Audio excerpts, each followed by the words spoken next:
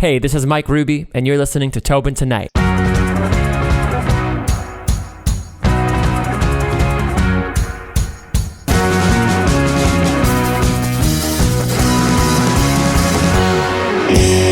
I read that you love John Mayer. Explain that. I do. I really love John Mayer. Yeah, and I love starting an interview like that, actually, because he was kind of the start of really my singer-songwriter career before I knew it. So, I listened to John, obviously, when I was a little bit younger, and John's first album, Room for Squares, I guess that was the EP, was just unbelievable. I mean, the songwriting is so deep, and for a kid, I think he was like a teenager when he wrote a lot of those songs. And it's just incredible depth in his songwriting. I think only like one of the songs on that record was about a girl, and the rest were just about life. And, on top of his incredible songwriting, he's a great singer, a great guitar player, and his musicianship and improvising skills are just out of the roof. So he's one of my all-time favorites. I agree with you. I like John Mayer. I mean, I kind of got into him with Your Body's a Wonderland. And of course, that was like the pop hit that I'm sure a lot of people... That's the one song that was about... Yeah, and like a lot of people are like, oh, this guy's great. And then next minute when he's coming out with, On Your Way Home or, doing covers of Free Fall, and people are like, I don't like this guy so much. And I'm like, what are you talking about? Like, this is great. Like,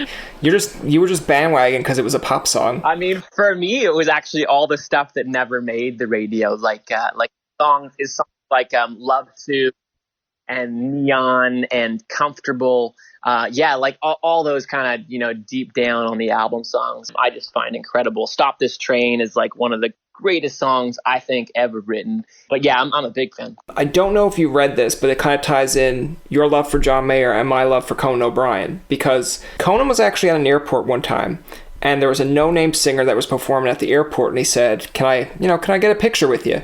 And Conan, already late for an boarding a plane, said, yeah, sure, no problem. Took a picture with him, had a brief chat. I think he signed something for him. And the kid was very, very appreciative. And Conan said, well, let me know when you make it big. Who did it end up being? John Mayer. Get out of here. Yeah, I thought it was really cool because it's like just, you don't know what this kid's going to turn out to be. He could be nobody. What a great story. And I think it kind of ties into it in the fact that anytime Conan, when he was doing The Late Show, would ask John Mayer to come by or do anything for him, John Mayer was like, are you kidding me? Like, of course, like, I will drop anything for you. And I think it's like the same kind of relationship with Dave Chappelle, because he does a lot of stuff with Dave Chappelle as well. So it's kind of cool. I just thought that was something to tie in there. I've read as well, when you look at your promotional stuff, it kind of says that Lauv is an interest as well, that artist. Yeah, I mean, well, Lauv is obviously a new artist, and there's a whole slew of music in between John Mayer and Lauv that I listened to and played as well. But, as far as songwriters go today, Lauv is, he's so authentic with what he says in his music. He has no walls up. He's vulnerable as heck when he sings. And I love that in artists. I love artists who can just be themselves. Julia Michaels is another one that comes to mind. James Bay is another that comes to mind. I think you see a lot of that now in the modern music. Like with your examples you mentioned of Julie and Lauv, I'll go on the extent of like a Sam Smith, per se, or an Adele, if you kind of date it a little bit. But like these artists were coming out and they weren't afraid. Yeah, no, I mean, Sam is a great example, and I think that this goes for, for myself and all artists too. Sam basically said, Sam's got an incredible voice. One of the voices of our ages, I think, just unbelievable singer. But he was not at all famous, for a while in his career. And he said the reason was because he was trying to make just, really good kind of sellable music. And the second he stopped trying to make music to sell and just really talk about his own problems and experiences, that's actually when he blew up. And he actually kind of thought to himself, you know what, forget it. I'm not gonna amount to what I thought I was hoping to. I'm just gonna do this for me. And then boom, that's when it happened. And so, it's definitely a great comparison to Julia Michaels and Lauv and the others and James Bay that we mentioned, because when you break down those walls, that's when people really care, right? Because then you're really talking about yourself. And when you get down to the core of who you are, other people can relate to that. And it's the relatability, like you just said. Like, you know, why would you sing a song? Like, if for say, if someone came to you with a song that you have no idea, like, pretty much of, you never went through it, you don't understand it, why would you sing about it? People are obviously, as much as you give it your best... People see through it. Yeah, people will, like, even if you gave it, like, a knockout performance and people are like, he sings well, it sounded great, there's still going to be a fan out there like, I felt it, he did not feel that song. Something's missing. Yeah. Let's kind of get into the background here. You grew up in Toronto, Ontario. Tell me, what was life growing up like in Toronto? I mean, I've only been there. It sounds crazy, but I'm wondering, like, growing up there, what was life like? Oh, well, why does it sound crazy? Where are you, you know? I'm from Newfoundland, so everything sounds crazy outside Newfoundland. No. and you grew up in Newfoundland as well? Yes, I did. So I'm used to, let's put it this way. I'll expand it a little bit further just in case what I call the mainlanders, and feel free, it's just a term we use. But when I went to Ottawa or Toronto, like, it's a very friendly vibe in Newfoundland, very homely. So you could leave doors unlocked. You could knock on a neighbor, like, you know, you could walk in on a neighbor and be like, "Hey, what are you cooking?" And they're like, "Yeah, do you want something?" I like up in Ontario. Up in Ontario, it's like you could just like look in someone's window, like, "Hey, what are you looking at?" I'm like, there's nothing to look at here. There's literally nothing. You know, it's so funny. It's all relative, because I think the way that you feel about your home, Newfoundland, is the way that I actually feel about Toronto, because I moved to New York when I was a teenager for music. So New York is, you know, relatively speaking, compared to Toronto, a lot colder. Oh, yeah. So, you know, for me, Toronto feels pretty cozy. But I've been to Newfoundland. I actually played with the Newfoundland Symphony Orchestra, I think, when I was around 20 or 21. And that was an incredible experience being in Newfoundland. And the people there are just so outgoing, so friendly, and so welcoming, you know, and I absolutely loved it. It's like you were probably like, after you perform, someone's like, "Hey, do you want to come to my house and have a drink?" And you're just like, "I don't know about that." And then they're just like, "Oh, come on, bye." We had Jello shots. We had Jello shots after the shows and after rehearsals. I'd never even heard of a Jello shot before. It's like Jello mixed with vodka. I don't know. It was great. Did you get screeched in? Oh yeah. Oh, I mean, I want to go back. I actually only went there once. It was like 6 days of rehearsals and then the show. But I definitely want to go back. I know from being a Newfoundlander, like the experience, like I've never been on the, like, let's just say the outside perspective of it, but it's funny because when you hear stories of people coming to Newfoundland, that is kind of the gist, is like they're very friendly, they're very welcoming, which is good. And again, I've been to New York over Toronto, and if you're telling me, you know, you get that same kind of feel with Toronto, I'd agree with you. It's just that I'm saying, like, once you get to the other extreme from all the way to the East Coast, then go to Toronto, then New York, you're like, okay, Toronto's friendly, but geez, those Newfies. But 100%. It's all relative. But, you know, growing up in Toronto for me was definitely great. I mean, I absolutely love being a Canadian. I love being from this country. I love, you know, the fact that even though Toronto is a city, there's so many parks everywhere you go.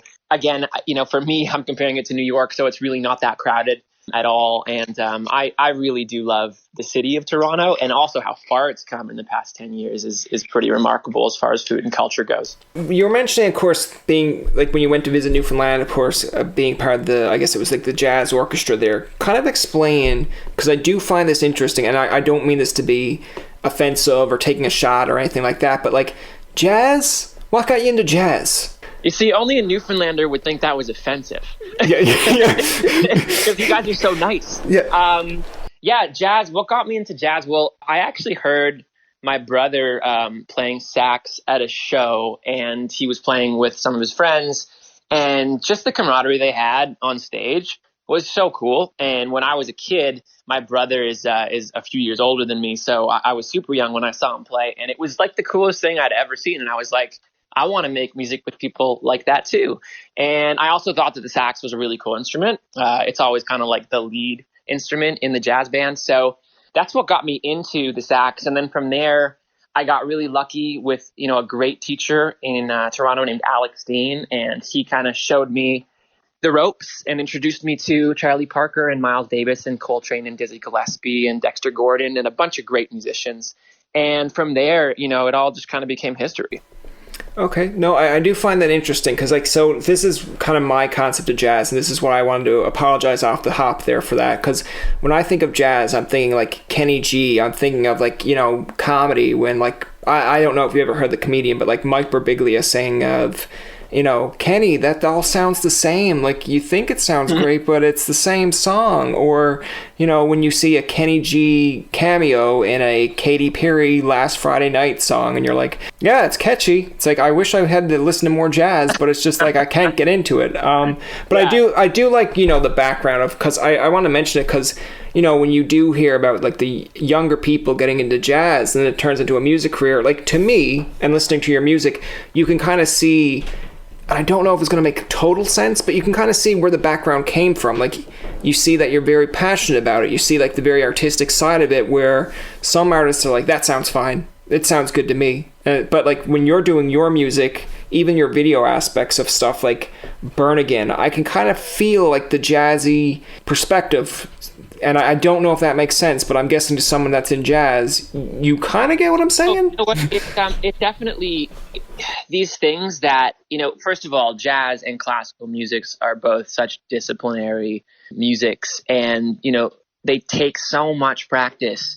And they say that in order to be a great jazz player, you have to first be a virtuoso of your instrument. So in order to get there, you got to practice like 8 hours a day. Yeah. And anything that, you've put that much time into, I did that for like 4 or 5 years in a row. But anything that you put that much time into just kind of becomes a part of who you are, and you don't even realize it. So, a few months ago, I was playing at a venue called the Windspear. It was a beautiful theater in Edmonton.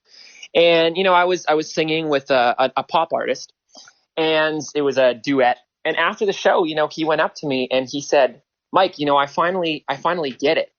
And I was like, what do you mean? And he said, the way that you sing is so unique because all of the jazz training that you had just kind of seeps out every now and then without you knowing it.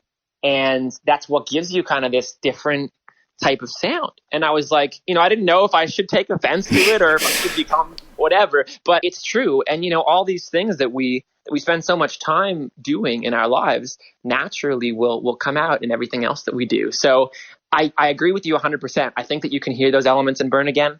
And I think that you can kind of hear them throughout all the songs that I've released this far and will continue to do so. I think that's kind of interesting that, even a pop singer kind of picked up on that aspect. I read that you are a very summery feel person, like when it comes to things of activity, anything that does with water, anything that does with beaches, you're there. Where did this love of the summer and outdoors come from? Pretty sure I wasn't supposed to be born in Canada, first of all. I can't stand the cold, like really can't stand the cold. And I'm super tolerant of the heat. Like, you give me 25 to 30 degree weather and I'm very comfortable. Whereas I feel like that's a little too hot for a lot of people. A lot of people are like comfortable at 21 or 22. Like for me, it's 25 to 30. That's my comfort level. Anything kind of up, 30 to 35, I'm like, okay, this is nice. It's hot. Anything over 35, yeah, this is hot. So you're basically saying in Newfoundland, when they say 14 degrees, you're out. You're basically saying not for me. I mean, when I was in Newfoundland, it was and it was so cold and windy, I couldn't deal with it. But yeah, so, there's obviously that. So maybe I was supposed to be born a little further down south. But then, there's also the fact that living in Toronto in the summers, we get to kind of escape to, lakes nearby. And I've always been somebody who's loved the lake. I mean, I used to be a swimmer, love going on like canoe rides and taking canoe trips. That's something that just kind of puts me at ease. And then I also do a sport called wakeboarding, which is kind of like snowboarding on the water. And I do that in cable parks where you're literally towed by a cable. So there's no pollution or anything like that. And then you go on ramps and rails and things like that. So yeah, I've definitely always been a summer type of person. That last one sounds a little bit extreme. You better be careful with that. No. I've already had a few broken bones. I mean, just the sound of it just sounds scary enough to me that I'm just like, you know what? If I ever see Mike and he's like, hey, join in, Tobin, I'll be like, no, I'm good, Mike. I'm good. You know what? Just avoid the rails and the ramps. Yeah, of course. It's so easy to say that, Mike. So easy. You do have a new song out with Unapologetic, and you have an EP coming out called You Wrote These Songs. Now, again, being a Newfoundlander, kind of as I do, I'm going to joke with you a little bit here, but I do like the song title, You Wrote These Songs, because I'm like, well, who else would write these songs?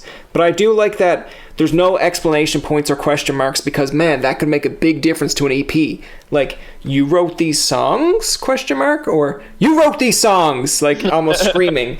So I'll give you credit on the EP there, but tell me how it came about and explain a little bit about the song Unapologetic.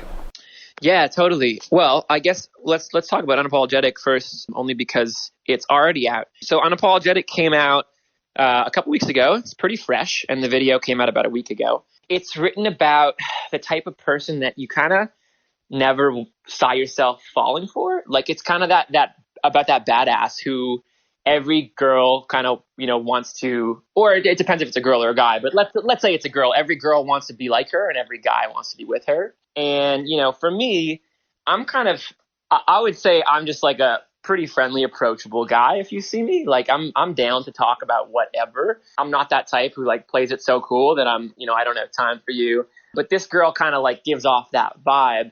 And the song is about like, I would never see myself falling for her, but man, I kind of just did. So that's kind of, the feel of this song. And it's super fun and also summery. And the chorus is, pretty short, so you can sing along to it. And, as far as the EP goes, the title of it, actually, I put a lot of thought into that. And what was the title going to be, and what played most to every single song kind of in this entire catalog.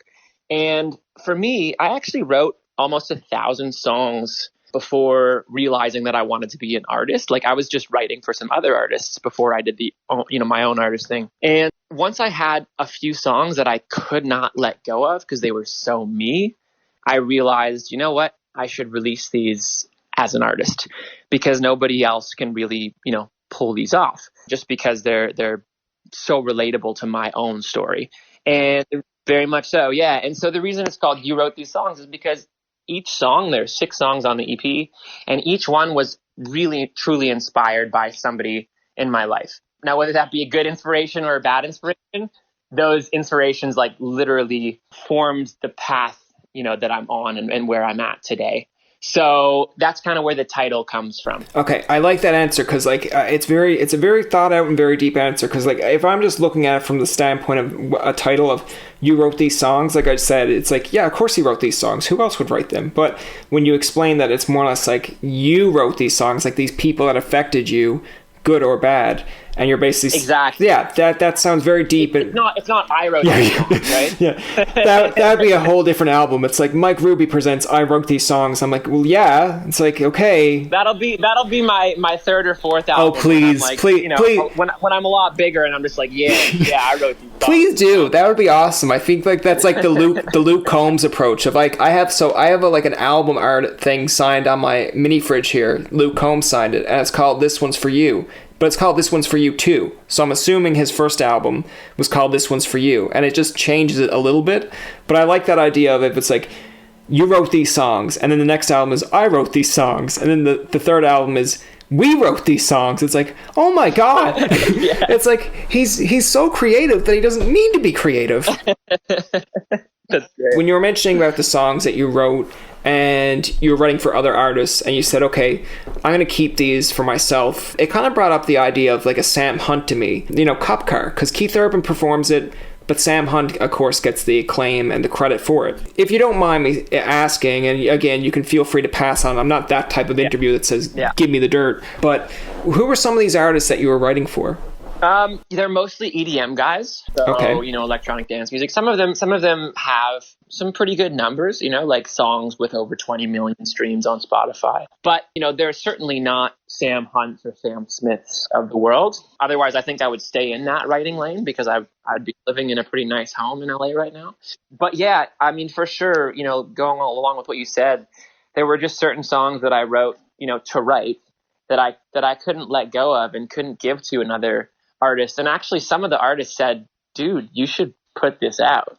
Like this has a really unique sound, and you shouldn't give this away. No, I agree with you, because I look at the landscape of it now where, for as much as I grew up in the 90s, so as much as like I love, the Backstreet Boys, like Britney Spears, Christina Aguilera, and you're thinking like as a kid, you're like, these songs are awesome. Like a 16-year-old or something is singing these songs, great. But then you, like, when you grow up, you're kind of a little bit like tormented of like, wait, a 35 or 40-year-old wrote a song about, you know, touching someone's body, but you got a 16-year-old to sing it. Okay, sure, whatever. But I won't let that ruin my childhood. But, you know, when you see acts today, like, you know, the Sam Hunts, I believe Hardy is another one that's on like the country music scene as well, kind of country pop. But to see those artists, you know, that were writing music for a while for these artists, and you didn't even know that they were doing it, and you're thinking like, oh, well, Keith Urban has such a great song. It's like, yeah, but Sam Hunt, no, it's Keith Urban. And then finally you're like, hey, Sam Hunt has such a great song.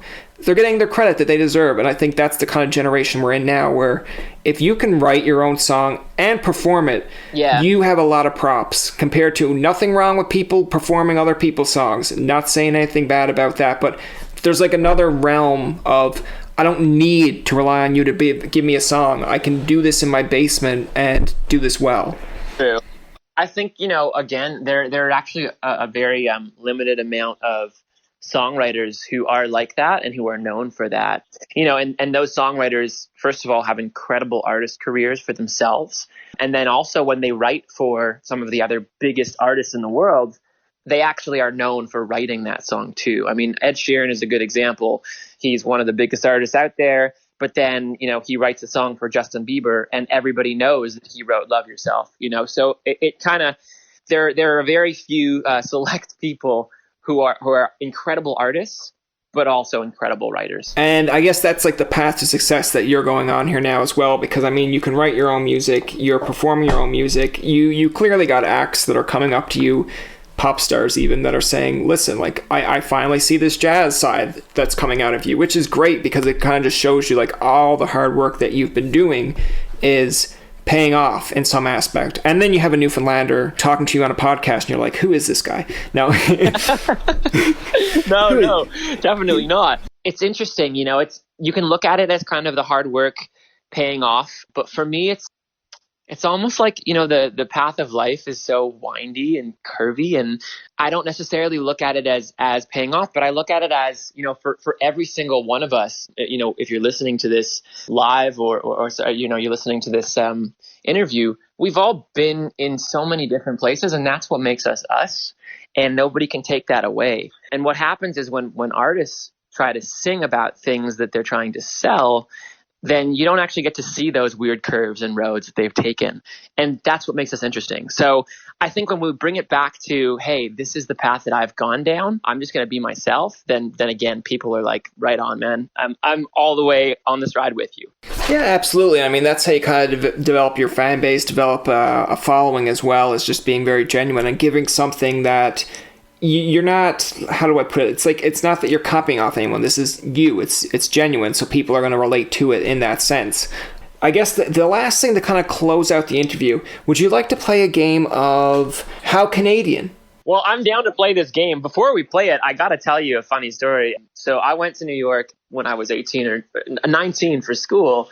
And I went to my first party. I went to Manhattan School of Music. So there was like a party, and it was at somebody's place. And you know, I was talking to my class. It was a pretty small class. I think it was like 11 or 12 of us in this jazz program. And, you know, they were like, where are you from? And I was the only non-American there. And they said, holy crap, Canada? And I said, yeah, but, you know, Toronto. And they were like, oh, so is that like a 11 or 12 hour flight from here? So at that point, I knew it was in, 45 minutes to an hour. And I actually played the game of How Canadian on them. Oh, wow. Oh, wow. Okay. I said, yes. Yeah. You know, it's 12 hours. And they said, man, you know, we've heard so much about Canada. Like, what's it like? Like, I mean, I hear that there are igloos there. Is that true? And I was like, well, I mean, there are houses, but, you know, I don't see an issue with that. It's just colder in Canada, so everything is ice. And I kept going. And then I actually got to the point where I said I had a pet bison named Joe. And he believed me. Of course they do. I took it so far. And then finally I said I was joking, and they were like, oh, really? well, I love how you said that, because I think Jim Carrey does like a stand-up back in the 90s of it's like, you know, like him going to LA for the first time, and someone's like, oh, you're from Canada. And he's like, yeah. And he's like, yeah, I come from the really cold land. It's like, we've got igloos. and polar bears, and it's like I came from the Arctic. And then Rick Mercer, of course, the famous Newfoundlander, had a show called Made in Canada or Talking to Americans, and he would make up stuff about Canada to Americans, like Canada is going to become, like, at this point, like the 51st state of USA, and then he would get people to actually say, Americans, congratulations Canada on blah blah blah. And little to their knowledge, like, that's not true, but he got them to say it on TV. So and I feel like I feel like in itself there's a game of how Newfoundland, because like when I went to Ottawa for Carleton for school and used to ask people, what are you at, or I'm from Newfoundland, they're like, oh, how'd you get here? I'm like, what do you mean, how did I get here? It's like, there's planes. They're like, oh, you guys got planes? It's like, yeah, no, we're a part of Canada. Like relax. Yeah, that's when you say we don't have planes, but we took our boats. I swam here. I swam here. They'd be like, you don't got a swimmer's body. I don't believe you. I'd be like, well, thank you for knowing that I'm a liar. Thank you, and I'm sorry, and I apologize profusely. I'm sorry for lying to you, bye. And they're like, what's a bye? You leaving? That's a Newfoundland thing too. So I actually taught a student from Newfoundland. His name is Josh Chansey, and he went to the York University for sax. And I was teaching him at one point, and he would always say like a buy this or a buy that. I had no idea what he was The best thing that you could ever do is take someone from the West Coast and the East Coast and get them to live together. It's a completely different dialogue. Like, so I had a roommate named Sydney, and anytime my mom called, I would talk to Sydney fine, and she was like, I don't see your Newfoundland accent. The moment your mom calls, or someone from Newfoundland, what are you at by? What do you mean? That's not how we said it. Oh, I didn't tell you to do that. What are you at? And then she'd be like, I didn't understand a single word you just said. I'd be like, sorry about that, Sydney. That's great. So let's clue in with the game here. So I'll start, and then of course you fill in, or you give your own kind of version of how Canadian. So I'm going to use the example here of, I have a fridge in my room right now that's filled with pineapple and lime crush. I guess you could call that very Canadian or very Newfoundland, because pineapple crush is only available in Newfoundland. But how Canadian? I've never heard of that. There isn't a house or a department store or a grocery store within 30 miles. I don't know where we can go, but I guess we can go to the Tim Hortons 5 feet from here. There you go. That is a how Canadian. Yes, that's very true. How Canadian. The other one that I'll clue up, and then you get the last one here, is I banged into someone on the way to school. They dropped their books, and they apologized to me for getting in my way. How Canadian? I don't know. I don't know if I have another one. See?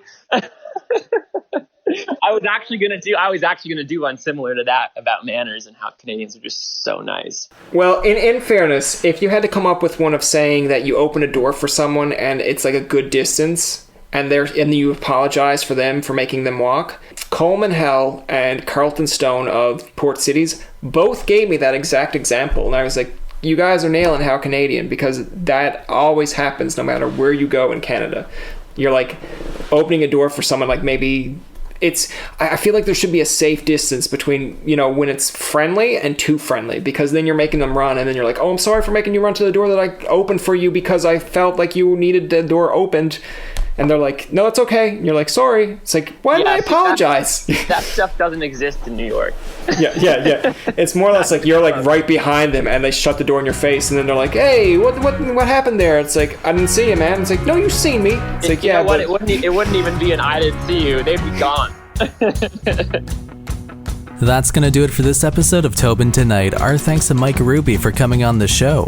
Remember, you can find past, present, and future episodes on TobinTonight.com, Spotify, and iTunes. Follow us on Twitter, like us on Facebook, and leave a comment or two. For Tobin and myself, this is Jacob saying thanks for listening and good night.